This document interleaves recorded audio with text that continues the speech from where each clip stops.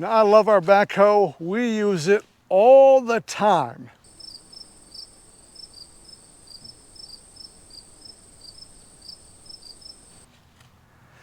But you know, you use something over time and it starts getting a little battle damage. You know, a little scrape on a bucket, that ain't no big deal.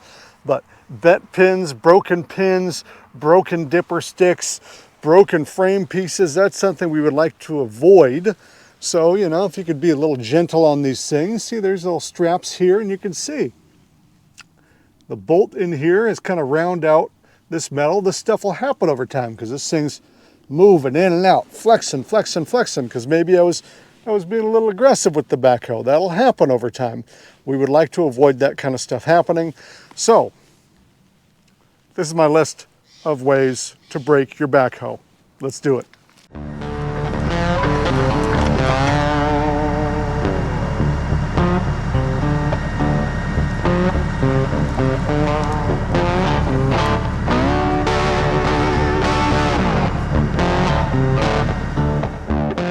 All right, we're just going to go over some quick terms here on this tractor to make sure we're talking the same language. You know, not trying to talk down to you, just want to make sure that we're calling things the same things on a backhoe.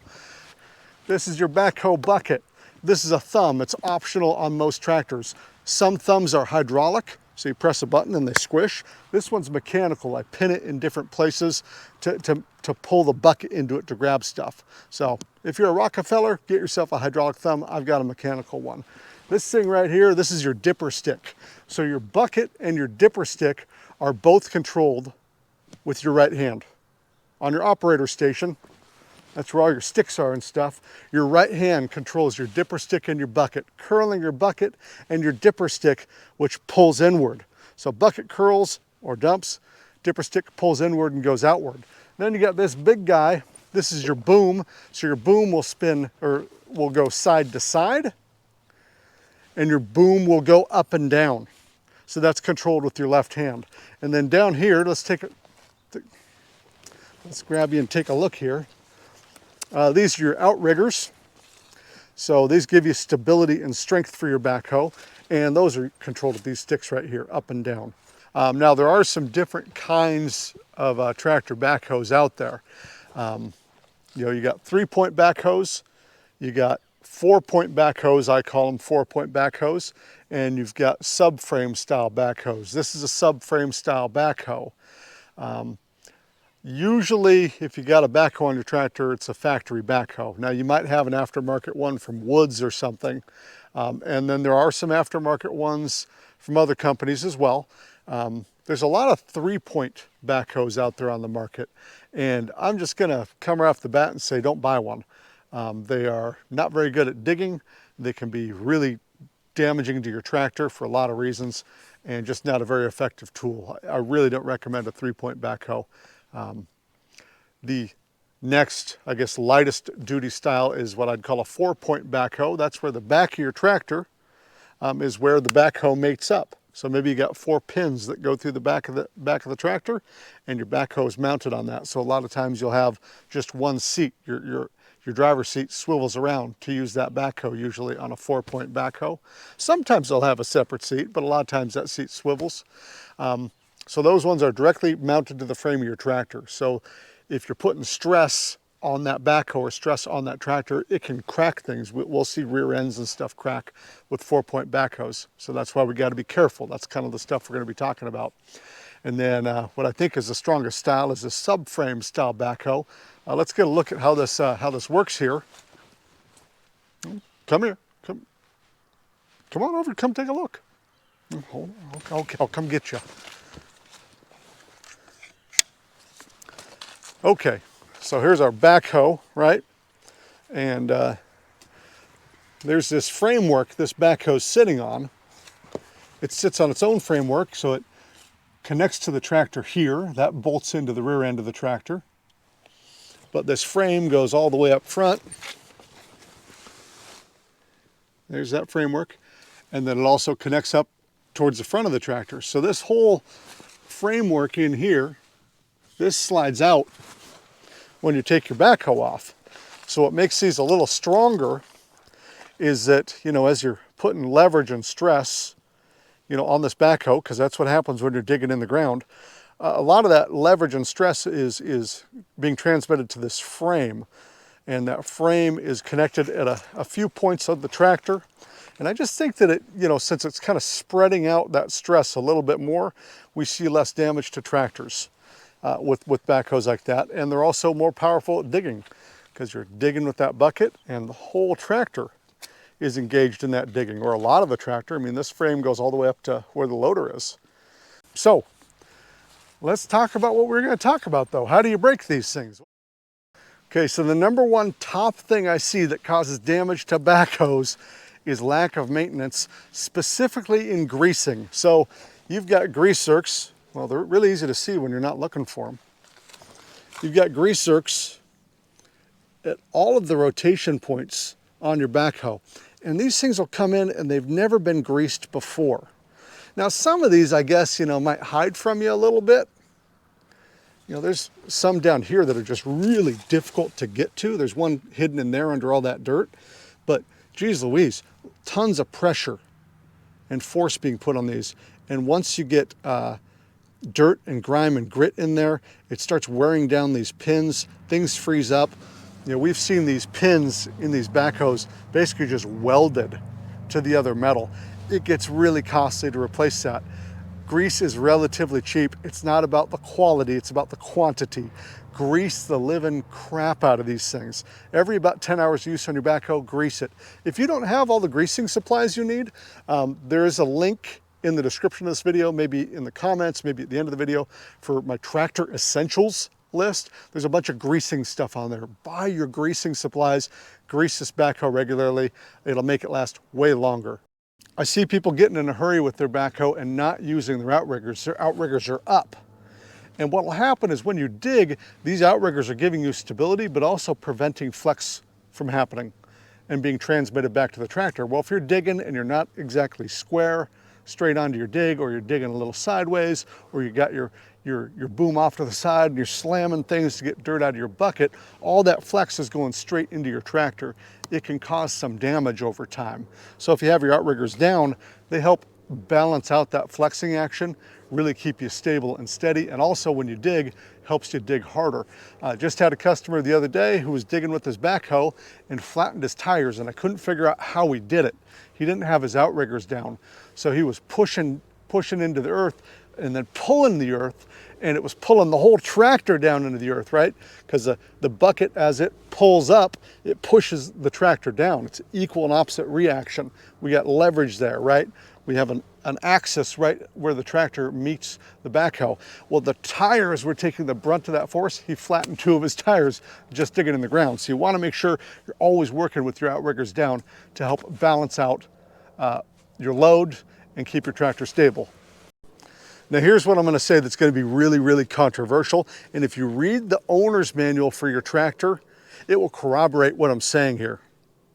And that is, when you are using the outriggers on your backhoe, which you should always use, you don't want to push them so hard into the ground that your rear tires leave the ground, and then taking your front bucket, pushing that so hard down that your front tires leave the ground. All of a sudden your tractor can flex and bend because there's nothing in contact with the ground except the outriggers on the bucket. So your loader frame is getting racked, your outriggers are doing their best, but your tractor's caught in the middle, and you get all this twisting and bending, and you can see this flexation happens, and this can break your tractor's back. On 4-point mounted backhoes, the ones that are just mounted directly to the frame of the tractor, we see it a lot where the rear ends just snap, because all that force is going to where the backhoe is mated to the tractor, and that's where those pins are going into the tractor. It shears these rear ends in half. It doesn't matter what model of tractor we're talking about, we see it on the orange ones, the green ones, the blue ones, the red ones, the white ones, whatever other color tractors there are out there. Especially on 4-point mounted backhoes, having those tires off the ground is really stressful on the tractor. We want to have as much weight on the ground as possible to counteract the forces that are happening while we're digging. So push your outriggers down until you have just enough contact with the ground where you can kind of feel it. Move the tractor a tiny bit, that's enough. Bucket on the ground just to keep you steady. Maybe if you want to, you can let your edge be into the dirt a little bit so you're not pushing that tractor around while you're digging, but you don't want to have your tractor lifted off the ground while you're digging. We want to have our tractor on the ground in contact. Another big thing to avoid when you're operating your tractor is crab walking it. This shouldn't be controversial, but I had people tell me I'm wrong, and I'm not. That is basically lifting the tractor off the ground by your bucket and your backhoe bucket and pushing the tractor along. So you've got your wheels off the ground, your outriggers off the ground, and you're suspending it on your front loader and your rear bucket and trying to like move it forward so you don't have to get out of your seat to drive your tractor forward.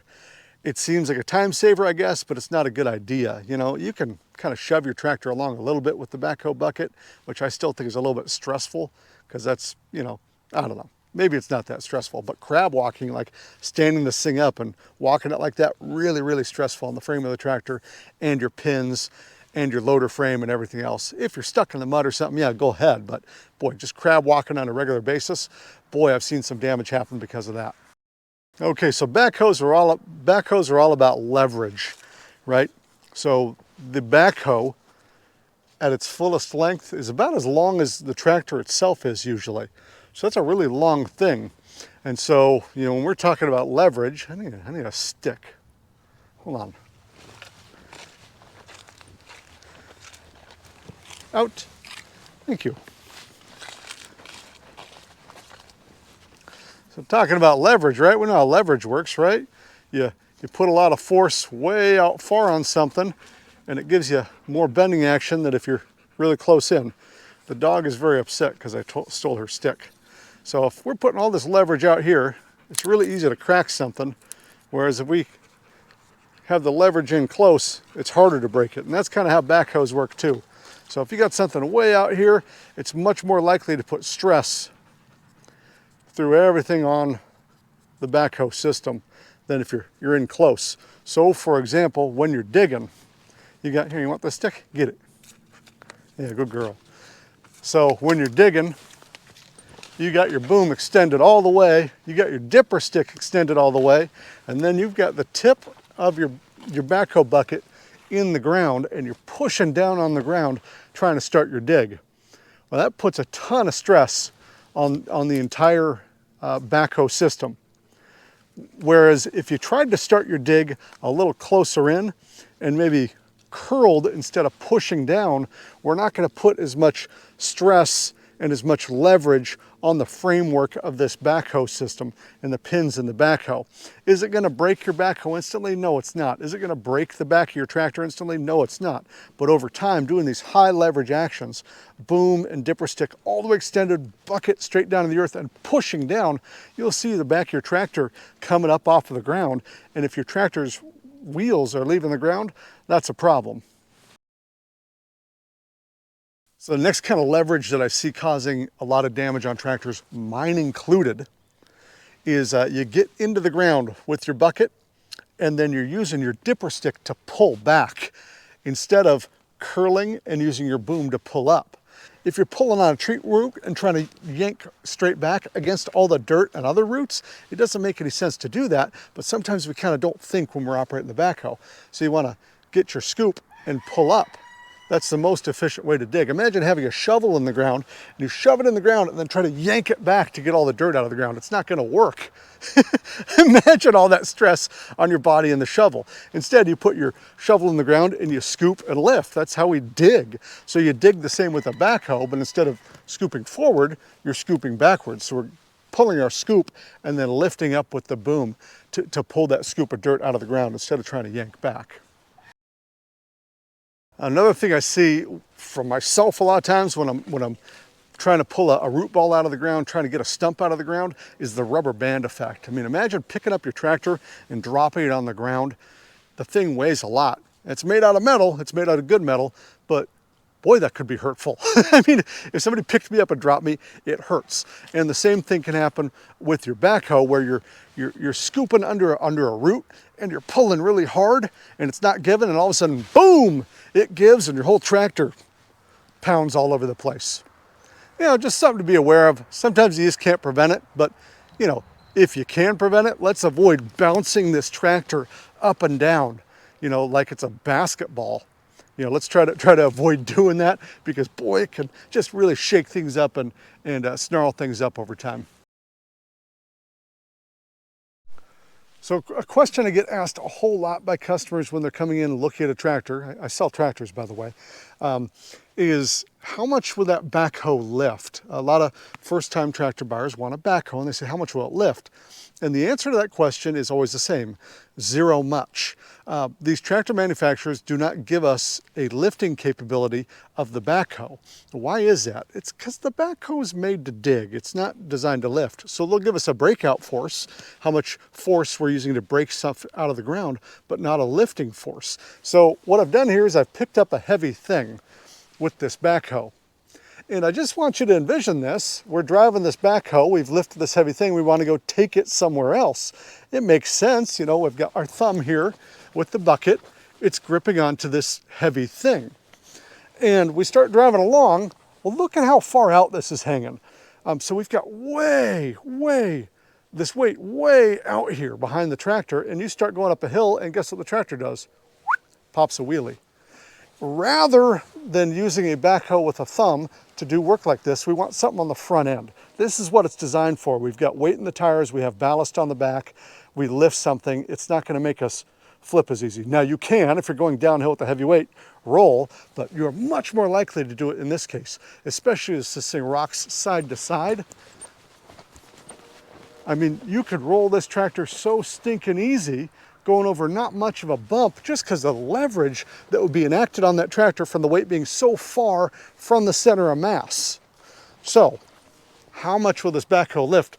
The answer is zero much. It's for digging. So the way I've seen people break these machines, and I have seen it, snapping the framework for the backhoe, snapping the dipper stick, the boom, pins, all sorts of stuff, by having weight back there and driving around, and it's boom, boom, boom, bumping around, and it breaks stuff. These aren't meant to lift and carry stuff away, really. They're made to dig. Now, we could dig something out of the ground and move it, but we shouldn't be lifting it like this and trying to go drive over, you know, a mile down the road and dump it in our uncle's yard.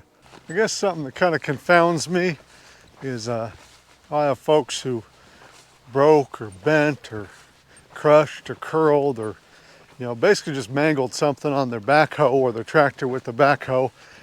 And they always go, oh man, this thing's a piece of junk. It is nothing like my old Case 580. Yeah, it's nothing like a Case 580. If you got a subcompact tractor, it is a completely different machine, or even a compact tractor or a utility tractor, completely different machine than your Case 580 was. A Case 580 is what, over 100 grand? Your tractor, you know, 20, 30, 40, 50 grand. That Case, that 580 Case weighs what, 15,000 pounds. This tractor here, what's this, 6,500 pounds, 7,000 pounds, half the weight, a third of the weight, you know, really depends on the machine. So yeah, compact tractor with the backhoe is not a Case 580.